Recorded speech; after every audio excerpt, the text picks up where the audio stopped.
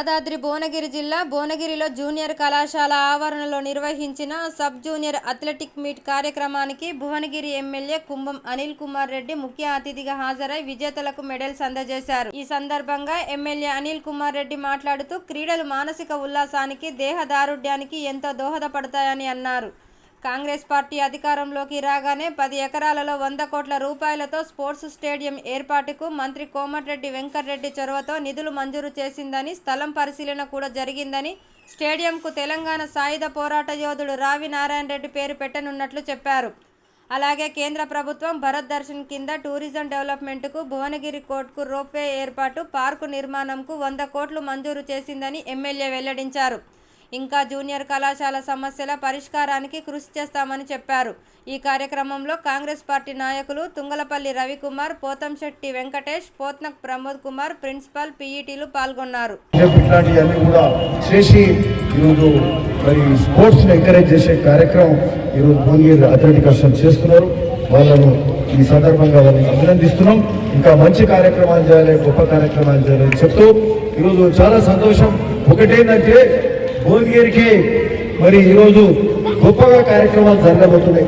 మీ అందరికి తెలుసు, ఈ మధ్యనే ఒక 2 నెలల క్రితం, 2 నెలలు కూడా కాలే, నెల 15 రోజులు కూడా కాలే, అధికారంలోకి వస్తున్న కాంగ్రెస్ ప్రభుత్వం ఇక్కడ 10 ఎకరాలలో 100 కోట్లతోటి స్పోర్ట్స్ కాంప్లెక్స్ ఏర్పాటు చేసే కార్యక్రమం చేస్తున్నాం। పెద్దలు గౌరవ మంత్రివర్యులు వెంకటరెడ్డి గారి ప్రోత్సాహం, వారి సహకారంతో, వారి చొరవతోటే ఆ స్పోర్ట్స్ స్టేడియం జరుగుతుంది। దానికి సంబంధించిన అనువైన స్థలం కూడా మేము చూసి నిర్ణయం చేయడం జరిగింది కలెక్టర్ గారితో।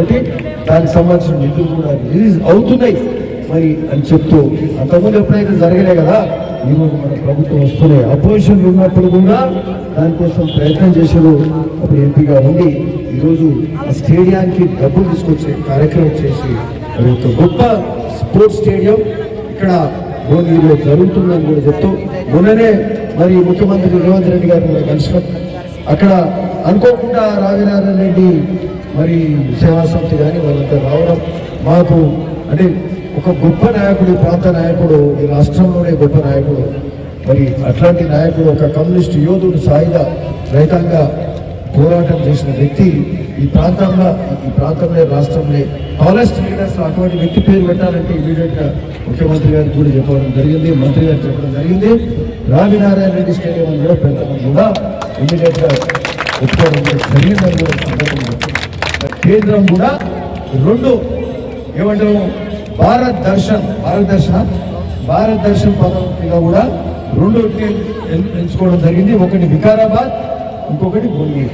ఇక్కడ మన భువనగిరి గుట్టకు రోప్వే కానీ మరి మిగతా పార్క్స్ కానీ టూరిజానికి సంబంధించిన డెవలప్మెంట్ కానీ, అంటే ఒక ప్రాచీనమైన మరి కోట, ఇక్కడ రాజులు మరి కోట కట్టి ఒక అనాదిగా ఒక గొప్ప సివిలైజేషన్ ఉంది, మరి ఒక ప్రసిద్ధిగాంచిన ప్రాంతంగా ఉన్న భువనగిరికు మళ్ళా ఈరోజు టూరిజం డెవలప్మెంట్ కింద అయిపోయింది। భారత దర్శన్ కింద 100 కోట్ల రూపాయలు భువనగిరి కూడా రావడం జరిగింది। సో రోప్వే కూడా ఎప్పటి నుంచో పెండింగ్ ఉండే, అగ్ని కూడా ఇప్పుడు మరి అవన్నీ కూడా చేసుకుంటారు। సో ఓ పక్క స్పోర్ట్స్ స్టేడియం, ఓ పక్క భువనగిరి రోప్వే గారి ఇవన్నీ కూడా చేసుకుంటున్నాం। సో ఇవన్నీ కూడా చేస్తే మరి భువనగిరి నిజంగా సుందరంగా ఉంటుంది।